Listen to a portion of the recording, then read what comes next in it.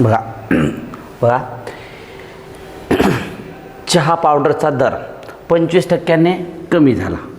चहा पावडरचा दर 25% कमी झाला तर चहा पावडरचा दरात पुन्हा किती टक्के वाढ करावी?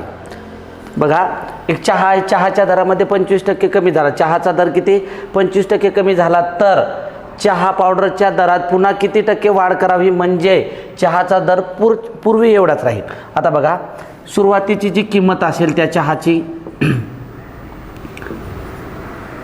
मूळ किंमत, काय म्हणू आपण याला? मूळ किंमत. आता ही जी मूळ किंमत आहे, ही मूळ किंमत आपण किती मानू? या मूळ किंमतीला 100% मानू मूळ किंमत. तर या मूळ किंमतीवर आता कमी करायचे, म्हणजेच हा काय मिळेल? या ठिकाणी नवीन दर मिळेल. मूळ किंमत आणि नवीन किंमत किंवा नवीन दर, नवीन किंमत. आता मूळ किंमत जर 100% असेल, याच्यावर किती टक्के सूट? 25% काय दिली? त्याच्यावर 25% कमी केला. किती टक्क्याने कमी? 25% कमी केला. तर आता हे 25% कमी केला तर किती होईल? या ठिकाणी 75%. 100मधून 25 कमी केले, किती झालं? 75. आता हे 25% म्हणजेच काय? याचं व्यवहारी अपूर्णांकामध्ये रूपांतर करताना काय? 1/4 पट. आता 1/4 पट आहे. मूळ किंमत किती होती? 4 होती. त्या 4मध्ये किती कमी झाली? 1 कमी झाली, म्हणजे 4चे किती झाले? 3. आता याच किमतीवर किती वाढ करावी? म्हणजेच आता या ठिकाणी किती? 1/शेकडा वाढ करण्यासाठी आता जो शेकडा आहे, शेकडा वाढ म्हणजेच 1/3. 1/3 काय आहे? 3 पट आहे. यामध्ये शेकडा वाढ करण्यासाठी काय? 1ला व्यवहारी अपूर्णांकाच्या टक्केवारीमध्ये रूपांतर करताना 1/3 जशास तसे मांडले. या 100ला वर 2 शून्य वाढले, 1च्या समोर 2 शून्य वाढवले आणि टक्केवारीचं सिंबॉल झालं तर व्यवहारी अपूर्णांकाचं रूपांतर कशामध्ये होईल? शेकडेवारीमध्ये होईल. त्याच्यानंतर आता भाग दिल्याच्या नंतर 33.1/3% वाढ करावं लागेल. किती वाढ करावं लागेल? एवढी वाढ त्या किमतीमध्ये किती वाढ करावी लागेल? 33.1/3% वाढ करावी लागेल. आता ही झाली एक पद्धत. आता दुसऱ्या पद्धतीचा जर विचार केला तर बघा, 3वर किती? 1 वाढवलं तर 100वर किती? 3वर 1 वाढता येते, 100वर किती? म्हणजेच काय? 100 गुणिले 1/3 बरोबर किती?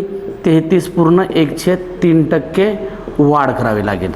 किती? 33.1/3% वाढ. त्याच्यानंतर तिसऱ्या पद्धतीचा जर विचार केला, ही दुसरी पद्धत. तिसरी पद्धत म्हणजेच काय? या 3ला काय म्हणावं लागेल आपल्याला? एकूण किंमत म्हणजे 100% आणि या 3 म्हणजेच 1 बरोबर किती? 3 बरोबर 100 तर 1 बरोबर किती? त्याच्यानंतर काय? 100 गुणिले 1/3 बरोबर 33.1/3% वाढ. 33.1/3% वाढ. बघा, वेगवेगळ्या पद्धतीने जर त्या किमतीला जर जागेवर आणण्यासाठी त्याच्यामध्ये नंतर वाढ किती करावं लागेल? 33.25% कमी केली, परंतु वाढ करताना किती करावं लागेल? 100 करण्यासाठी 33.1/3% वाढ करावं लागेल. आता बघा, हा दुसरा उदाहरण. एका पुस्तकाची किंमत 20%ने कमी केली असता पुस्तकाच्या विक्रीत 20% वाढ झाली तर उत्पन्नात झालेला शेकडा बदल. आता बघा, या ठिकाणी काहीच दिलं नाही आपल्याला, परंतु या ठिकाणी ही मूळची किंमत आहे. त्याच्यानंतर त्या किमतीमध्ये काय झालं आहे? त्या किमतीमध्ये सूट दिली. सुरुवातीला 20%ने कमी केली आणि त्याच्यानंतर किती? 20% काय झाले? त्याच्यानंतर वाढवण्यात आली. आता एक किंमत आपण 100% मानू. एक किंमत काय मानू? 100% मानू. त्या 100वर 20%, 100मधून किती टक्के कमी केली? 20% कमी केली. आता 20% कमी केलीत म्हणजे 100मधून 20% म्हणजेच काय? 20 झाले किती? 80%. 100चे 20% कमी केले म्हणजे झाले किती? 80. आणि यानंतर या 80वर किती? 20% वाढवले. 80चे 20% वाढवले म्हणजेच 80चे 20% वाढवल्याच्यानंतर किती वाढते? 16. आता 80चे 20% वाढवले, किती वाढले? 16%. म्हणजेच किती झाले या ठिकाणी? 80 + 16 96. म्हणजेच या ठिकाणचा फरक कितीचा आहे? सुरुवातीला किंमत किती? 4 होती, त्याच्यानंतर कितीने कमी झाली? त्या ठिकाणी 100चे 96% झाले. म्हणजेच किती टक्के कमी? 4% कमी. किती टक्के कमी? 4% कमी. आता याच्यानंतर असं सुद्धा सोडवता येतं. आता 100 म्हणजेच काय 25, 25मधून 20% 25चे 20% कमी केले तर किती झाले 20 झाले. 25चे 20% कमी केल्याच्यानंतर किती होते 20% कमी केल्याच्यानंतर 25चे किती होईल 20 आणि परत या 25 या 20वर 20% वाढ केली. काय केली नंतर 20% वाढ केली तर किती वाढेल 4 वाढेल. मग किती झाले 24. आता या कितीचा फरक आहे 1ने कमी. 1ने काय आहे कमी. जर 25ला 100 मानलं 25ला जर 100 मानलं तर 1 बरोबर किती म्हणजेच 1 गुणिले 100 छेदामध्ये 25 म्हणजेच काय किती 25 चोक 100 म्हणजे 4% काय होईल 4%ने कमी होईल. काय होईल 4% कमी. ही एक पहिली पद्धत, ही पहिली पद्धत, ही दुसरी पद्धत आणि तिसऱ्या पद्धतीचा जर विचार केला तर तिसरी पद्धत म्हटल्यावर बघा 25वर 1 कमी. 25ला 100 मानले तर 1 बरोबर किती 1ने कमी झाला. आता काय 100 गुणिले 1 छेदामध्ये 25 म्हणजेच किती टक्के 4% कमी आणि 4% कमी. आणि चौथ्या पद्धतीचा जर विचार केला